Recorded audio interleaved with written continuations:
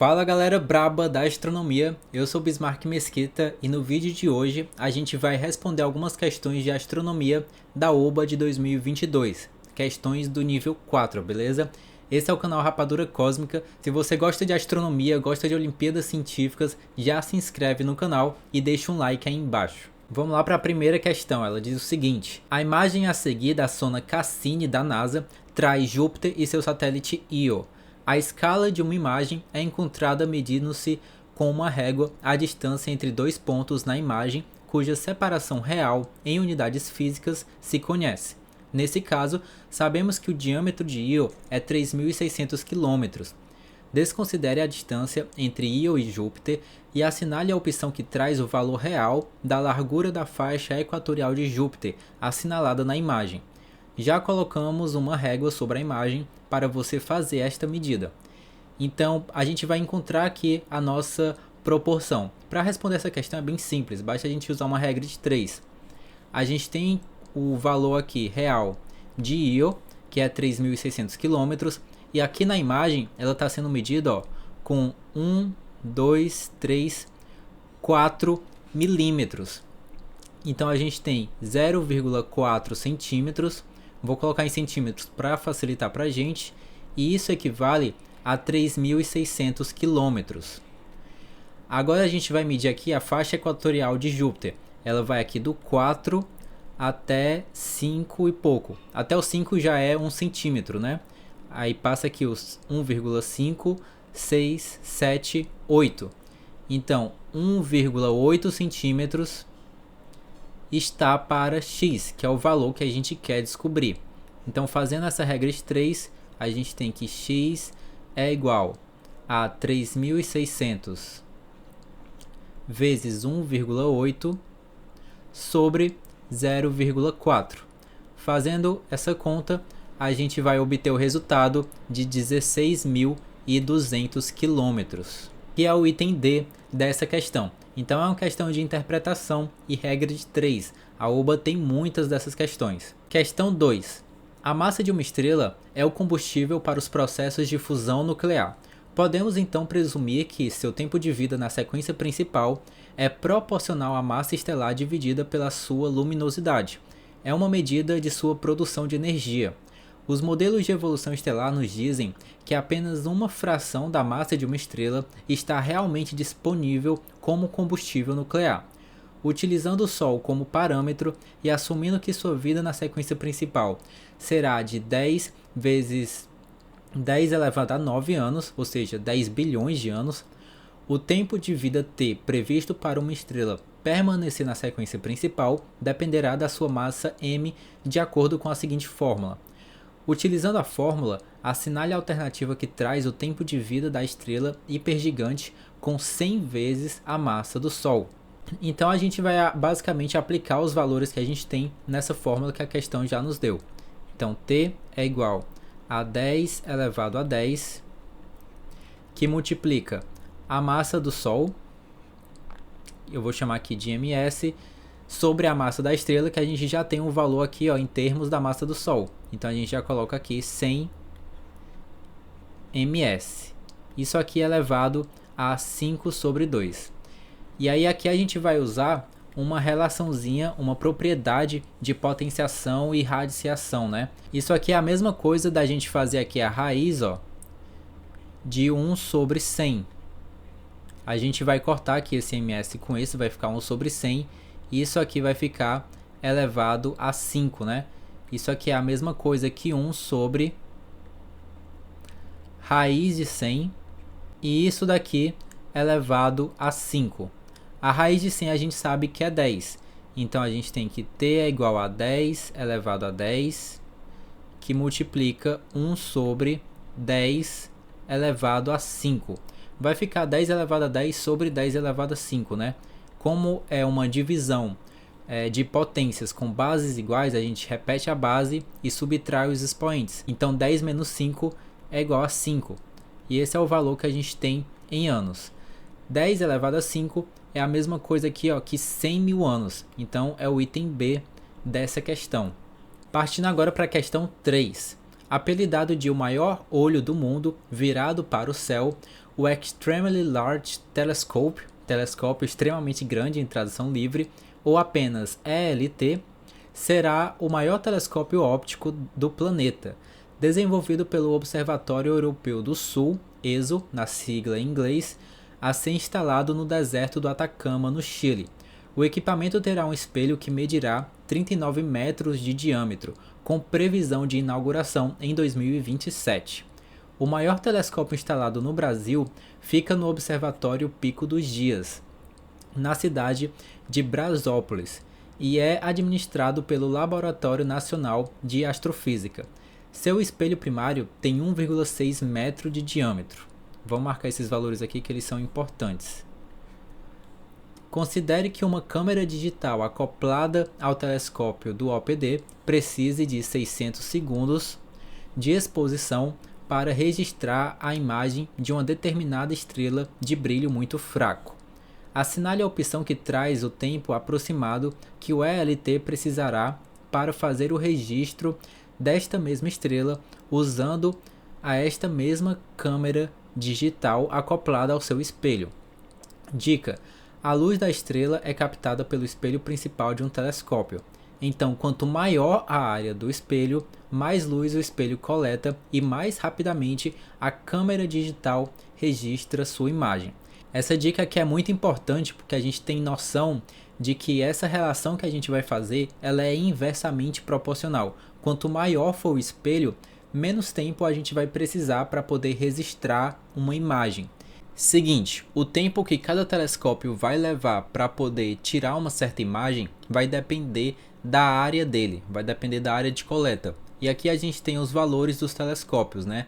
Do diâmetro de cada um. A gente tem um com 39 metros, enquanto o outro tem 1,6 metro. Então a gente tem isso daqui. O tempo 1, ele vai estar associado a uma área 1, e o tempo 2 vai estar associado a uma área 2. Só que, como fala aqui na dica, essa é uma relação que ela vai ser inversamente proporcional, porque quanto maior for a área de coleta do telescópio, menos tempo ele vai precisar para tirar uma certa imagem. Então, ao invés de fazer aqui meios pelos extremos, a nossa relação vai ficar assim, ó. T1 vezes a área 1 é igual a T2 vezes a área 2. E aí a gente tem que isso aqui é uma área circular. A área do círculo é πr ao quadrado. Como a gente tem os diâmetros, isso é a mesma coisa que π d sobre 2 elevado ao quadrado.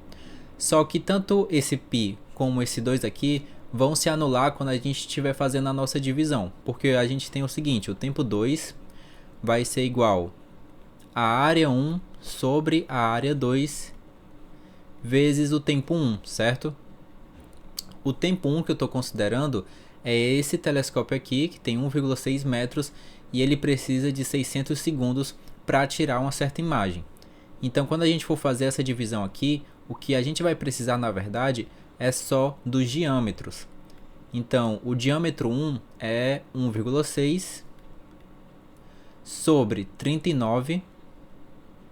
Isso aqui é elevado ao quadrado vezes o tempo 1, que é 600 segundos. O tempo 2, ele vai ser aproximadamente 1 segundo, certo?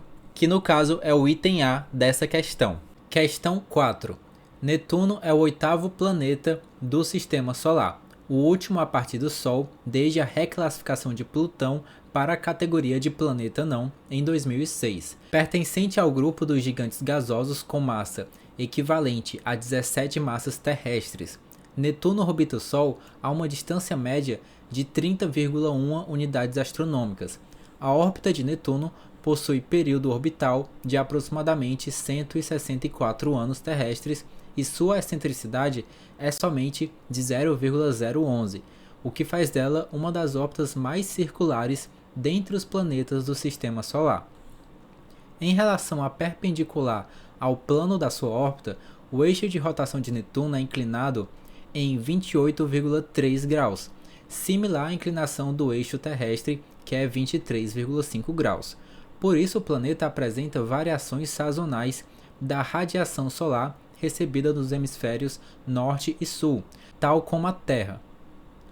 No ano de 2005, começou o solstício de verão no hemisfério sul de Netuno. Assinale a opção que traz em que ano ocorreu o último solstício de inverno neste mesmo hemisfério de Netuno. Então vamos lá. Aqui está dizendo que basicamente Netuno tem estações do ano, assim como a Terra. As estações do ano são 4, certo? A gente está aqui falando sobre o solstício de verão, que aconteceu em 2005. O solstício de inverno aconteceu há 2 estações atrás. Então a gente tem que calcular a cada quanto tempo ocorre uma estação nesse planeta. Então a gente tem que o período orbital total é de 164 anos, né? Dividindo isso aqui por 4, a gente vai ter a quantidade de anos que dura cada estação. 164 dividido por 4 é igual a 41 anos. Então, cada estação nesse planeta dura 41 anos. Vamos lá lembrar como é a ordem das estações, só para a gente praticar. A gente tem outono, inverno, primavera, verão. Então, a gente está aqui no verão. A gente vai retroceder 2 estações para a gente descobrir quando foi o último inverno desse planeta. Então, a gente vai subtrair. A gente vai pegar aqui 2005 e a gente vai subtrair 2 estações, ou seja, o dobro disso daqui, que é 82 anos. 2005 menos 82 é igual a 1923. Então foi nesse ano que teve o último solstício de inverno nesse hemisfério de Netuno. Questão 5 é uma questão sobre relógio de sol. Um relógio de sol é um relógio que marca a hora solar a partir da projeção da sombra de uma haste. No sentido mais restrito da palavra, consiste em uma placa plana ou mostrador e uma haste que projeta uma sombra no mostrador. Conforme o Sol parece se mover no céu, a sombra se alinha com as diferentes linhas horárias, que são marcadas no mostrador para indicar a hora solar verdadeira. À direita temos um relógio, no caso aqui embaixo, temos um relógio de sol vertical. Seu mostrador fica em pé, esculpido em pedra, onde vemos sua haste, em forma de seta, a seta pequena, e sua sombra, a seta longa, marcando a hora solar local. Na imagem também vemos 3 linhas destacadas com as letras A, B e C. As linhas A e C demarcam, respectivamente, o limite dos comprimentos mínimo e máximo que a sombra da haste pode atingir ao longo do ano, ou seja, durante os solstícios. A linha B corresponde aos equinócios. A instalação de um relógio de sol requer o conhecimento da latitude local, pois a haste precisa ser montada de forma a ficar paralela ao eixo de rotação da Terra. Da direção vertical precisa, por exemplo, através de um nível ou prumo, e da direção dos pontos cardeais. Baseado nas informações do texto, assinale a única opção verdadeira. Aqui a gente tem a imagem um pouco maior. Durante o solstício de verão, a ponta da sombra da haste percorre a linha C. Vamos lá, vou tentar desenhar um pouco aqui essa situação. A gente tem aqui esse relógio de sol, ele é um relógio de sol vertical, né? E tem aqui uma haste. Nos solstícios, a gente vai ter esses pontos aqui, A e C, que é quando o Sol vai atingir a máxima e a mínima altura no céu. Então vamos pensar aqui, quando for um solstício de verão, o Sol vai atingir a máxima altura no céu, né? Logo, digamos que ele esteja bem para cá. Já no solstício de inverno, ele vai atingir a mínima altura no céu, ou seja, vai ser uma altura aqui mais baixa. Aqui é o Sol no solstício de inverno. A sombra vai ser maior no solstício de verão ou no solstício de inverno? Ela vai ser maior no solstício de verão, né? Já que o Sol vai estar mais alto. Então a sombra, ó, vai estar lá embaixo, enquanto no solstício de inverno, a sombra do Sol vai estar aqui mais acima. Então esse A corresponde à sombra que o Sol faz no solstício de inverno, enquanto o C corresponde à sombra que o Sol faz no solstício de verão. Então a gente vê que essa daqui já é a resposta certa. O item A é o item correto. Mas vamos analisar aqui os outros. Lemos no mostrador que são 10 horas da manhã. A sombra é essa seta maior, né, pelo que diz o texto. Aqui a gente está vendo que está marcando no número 9 e não no 10. Este relógio vai marcar a hora solar verdadeira em qualquer latitude em que foi instalado. Como a gente viu no texto, isso depende do local. A haste que vai projetar a sombra precisa estar alinhada com o eixo de rotação da Terra. Se esse relógio for colocado na horizontal, ele continuará marcando a hora solar corretamente? Também não. Existem relógios de sol que são horizontais, só que eles têm um funcionamento um pouco diferente. Esse aqui é um relógio de sol vertical. Este relógio pode ser instalado com seu mostrador virado de frente para qualquer ponto cardial. Essa aqui também está errada, não pode ser para qualquer ponto cardial, afinal isso também influencia na posição da sombra. Então realmente a única alternativa correta é o item A. Questão 6. Os buracos negros são tão densos que enormes quantidades de matéria podem ser comprimidas em espaços muito pequenos. Como os buracos negros são resultado de um colapso gravitacional, pelo menos teoricamente, não há limite para quão grandes ou pequenos eles podem ser. O tamanho de um buraco negro depende de algo chamado raio de Schwarzschild. Este raio está associado à extensão do horizonte de eventos que haveria caso a massa de tal corpo fosse concentrada em um único ponto, de dimensões infinitesimais. A tabela à direita fornece o raio teórico de buracos negros de várias massas. As massas são todas dadas em termos da massa da Terra, e aqui a gente tem o valor da massa da Terra, de modo que 2 significa um buraco negro com o dobro da massa do nosso planeta. Em seguida, temos os valores da tabela colocados em um gráfico. Com as informações da tabela e do gráfico, assinale a opção que traz o valor teórico aproximado do raio de um buraco negro, com massa equivalente à massa de Júpiter. Então aqui a gente tem o valor da massa de Júpiter em quilogramas e a gente tem também o valor da massa da Terra em quilogramas. Basta a gente pegar aqui qualquer valor dessa tabela e estabelecer uma relação. A gente tem uma relação aqui, ó, praticamente linear, né? Então a gente vai usar aqui uma regra de 3. Eu vou usar logo esse primeiro valor, que é o valor de uma massa terrestre. Uma massa terrestre equivale a 6 vezes 10 elevado a 24 quilogramas. Isso aqui equivale a um buraco negro com 0,88 centímetros. Nossa, olha isso. 88 centímetros de tamanho. Agora eu vou pegar aqui a massa de Júpiter, que é 1,92 vezes 10 elevado a 27 quilogramas. Isso vai ser equivalente a um buraco negro com um tamanho X em centímetros. Fazendo essa regra de 3, a gente vai ter 1,92 vezes 10 elevado a 27 vezes 0,88 sobre 6 vezes 10 elevado a 24. Com isso, a gente tem um X que é de 281,6 centímetros. Só que os nossos resultados estão em metros. A gente vai voltar aqui duas casas. X vai ser igual a 2,816 metros. Isso é aproximadamente 2,82 metros. Então, um buraco negro com a massa de Júpiter teria este tamanho. Agora a questão 7.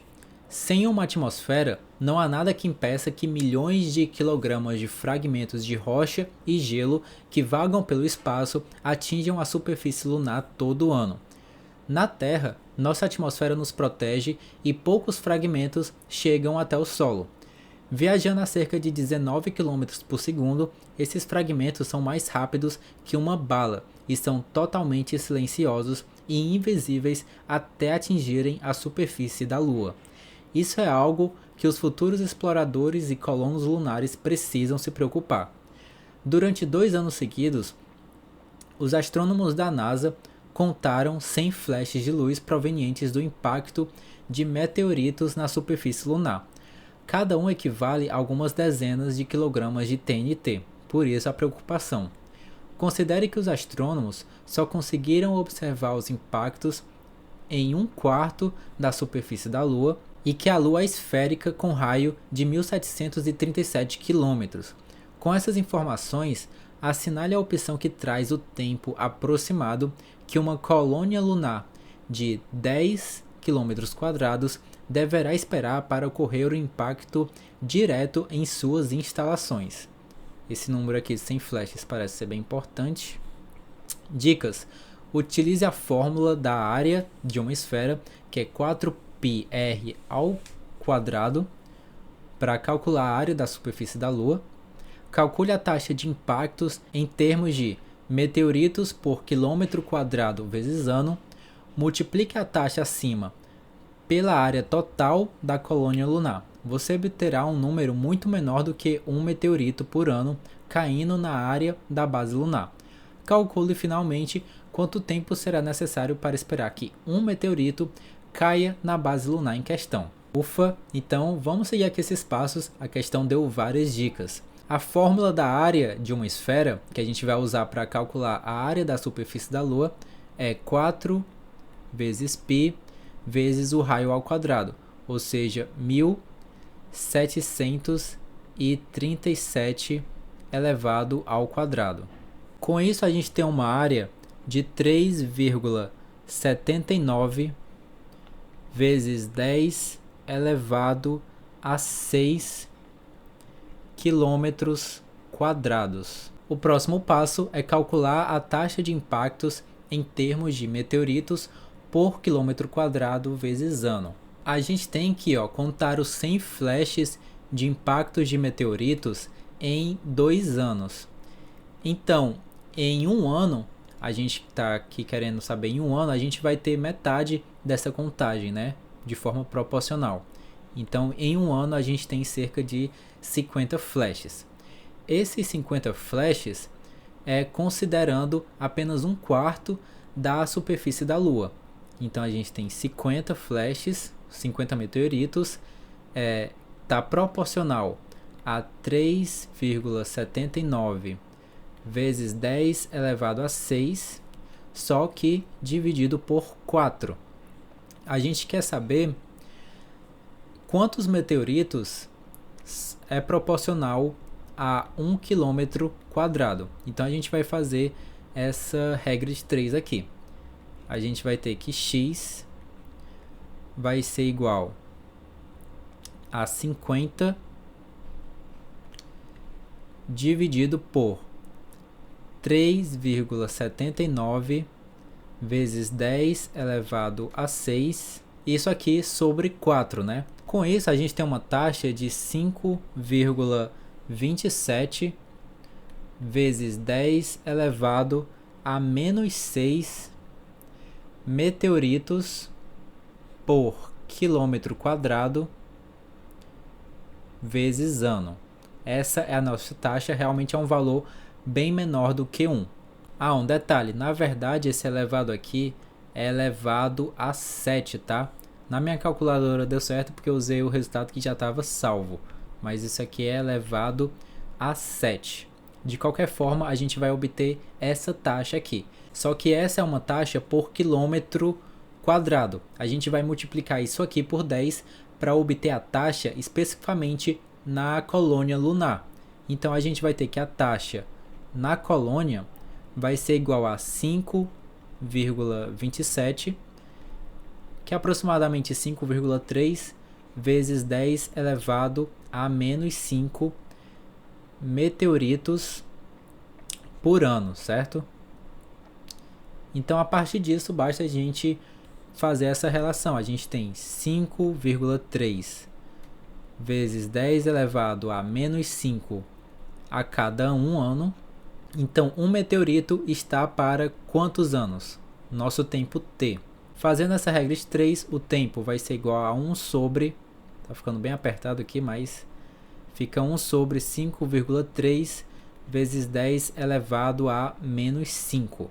Isso aqui vai ser aproximadamente igual a 18.867,9 anos. E a resposta mais próxima que a gente tem disso é aqui o item D. Então acaba sendo bastante tempo, né? 19 mil anos aproximadamente. Então é isso, espero que você tenha gostado, continue acompanhando o canal e já vê também o próximo vídeo, que é resolvendo as questões de astronáutica dessa mesma prova, beleza? Um grande abraço, bons estudos e até lá!